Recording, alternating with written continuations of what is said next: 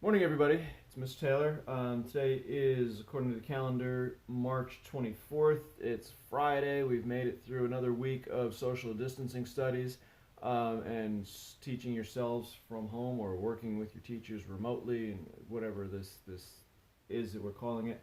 Um, Again, looking at going forward, we're in this weird unknown where I can't tell you what the future is really going to be. I can't tell you what the schedule is really going to be. The best that I can do is try to prepare us going forward again, because my ultimate goal is that by the end of our time together, whatever that looks like, whether we end up here virtually or whether we get to be back in a classroom again, I have you ready for 8th grade. Because when you come to school in September, you're going to have certain things that you're going to know and have been exposed to. So I have to make sure that we're plugging along, getting through some of those themes. This week you were looking at the Industrial Revolution, again, kind of finalizing some of the stuff that we had done before we left school way back in March. Things like factory systems, changes in labor, sending women and children into the workforces, steamships, steam engines, how that's making the workplace more mechanized. And when we have machines, that means we can get more work done. And when we can get more work done, people can make more money. Changes in transportation, like railroads that are going to be opening up the country.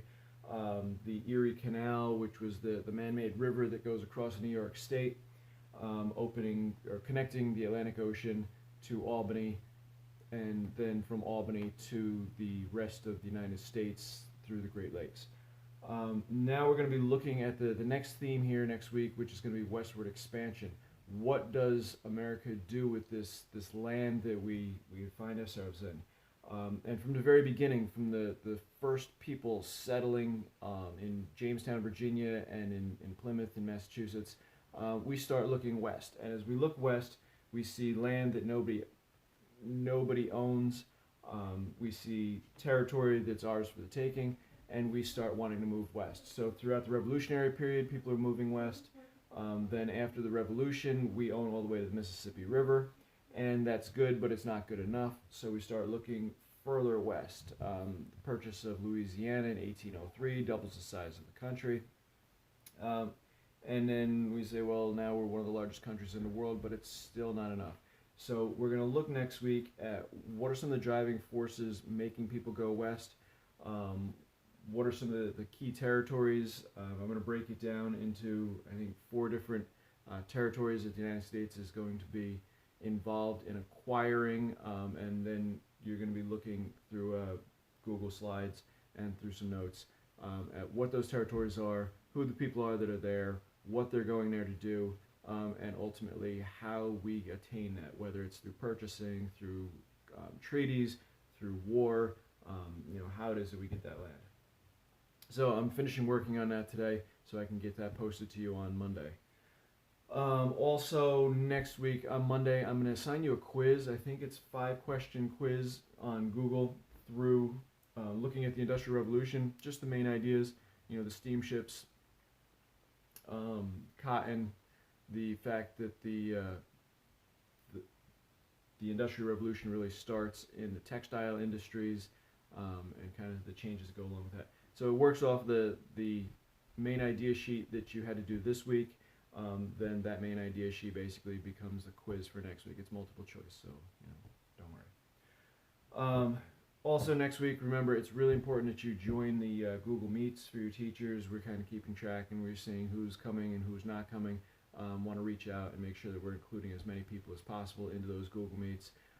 Even if it's just for a few minutes, just to kind of check in, and so that you can be aware of what it is that we're doing for the week, and you have the opportunity to ask any questions if you need to. Again, yesterday I gave you the virtual field trip. I went to the Bronx House and walked around there filming. I'm not advocating that you go out into the world and do things. I happened to be driving by. There was nobody there, so I figured with a mask on it was safe for me to get out and walk around and film. I don't think I'm going to be able to go to Disneyland, sorry guys, but maybe I will be able to go to Olana and do some virtual field tripping there. Other things, I mean, if you check out thinking of virtual field trips, a lot of museums, if you go on like the Metropolitan Museum of Art, the Museum of Natural History, the Albany Institute of Art and History, all have virtual field trips that you can go on their websites and look and do. A lot of zoos have zoo cams, so you can go online and watch like pandas in the National Zoo in Washington D.C. You can watch baby animals interacting with whatever tigers and stuff like that. So check out some of those things if you're bored. Put down the video games and maybe fill your mind with something a little more worthwhile. Other than that, we've made it through another week. Stay safe, stay socially distant. If you're going out into the world for whatever reason, make sure that you're covering your face with a mask. When you get home, make sure that you wash your hands, for 20 seconds.